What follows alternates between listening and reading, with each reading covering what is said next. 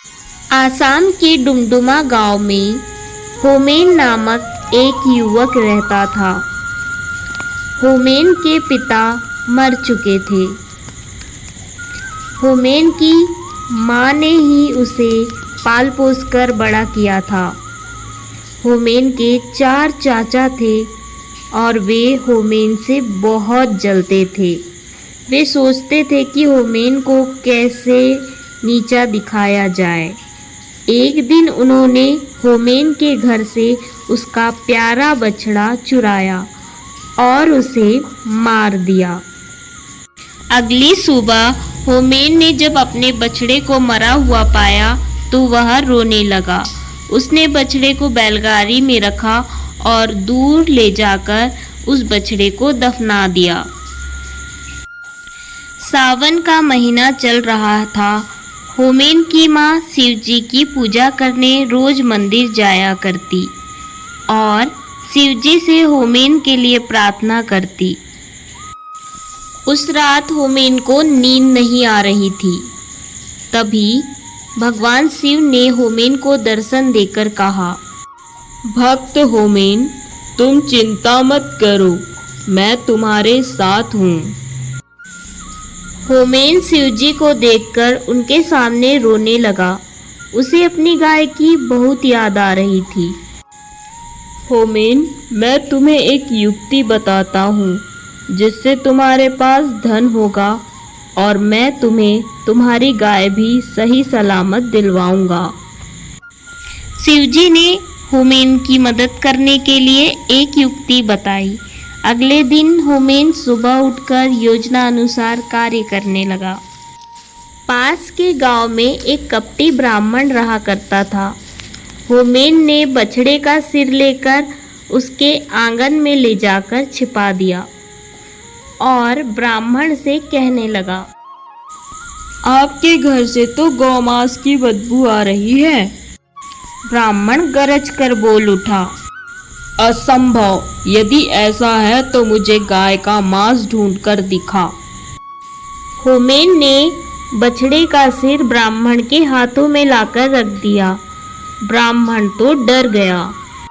बेटा होमेन, मैं तुम्हें बहुत सारा धन देता हूँ, पर ये बात गाँव वालों को मत बताना। होमेन ने पंडित जी से थैली भर के धन लिया।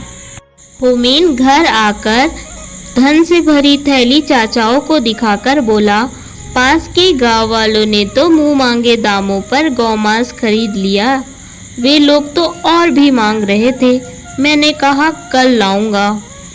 होमेन के चाचा बहुत खुश हुए। उन सब ने अपनी अपनी गाय बछड़े मार डाले और उनका मांस पड़ोस वाले गांव में ले गए।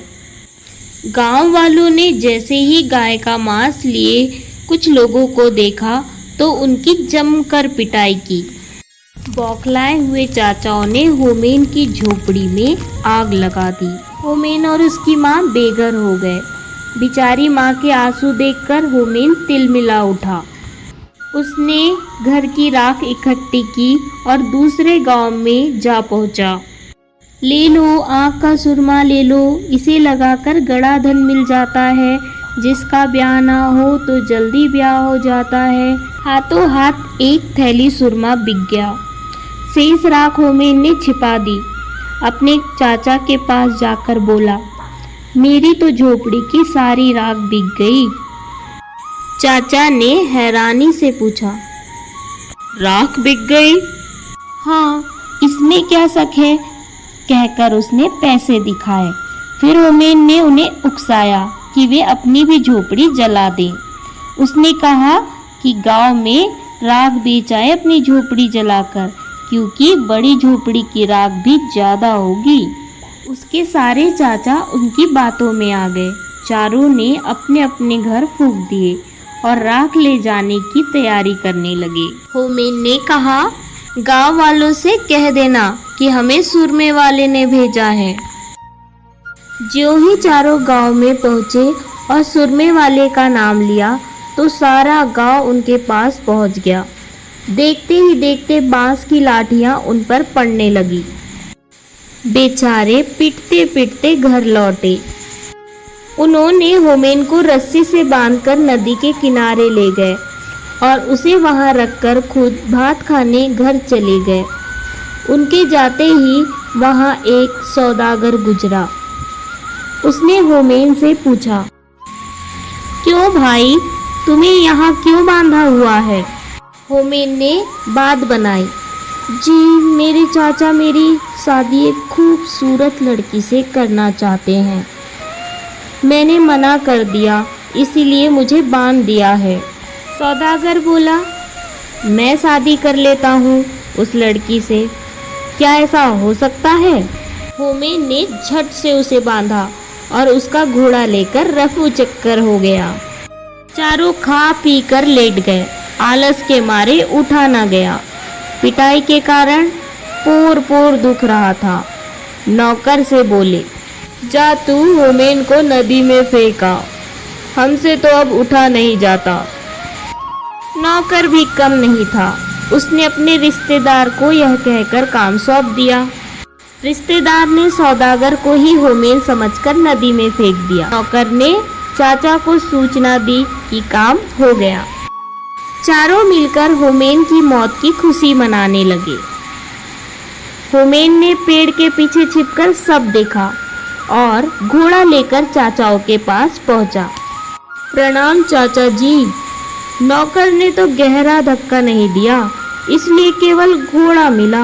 यदि गहरा डूबता तो शायद बैल, गाय या हाथी मिल पाता।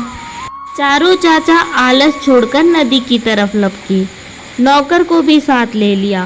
तट पर पहुंचकर नौकर को आदेश दिया, हम चारों को जोर से पानी में धकेल दो।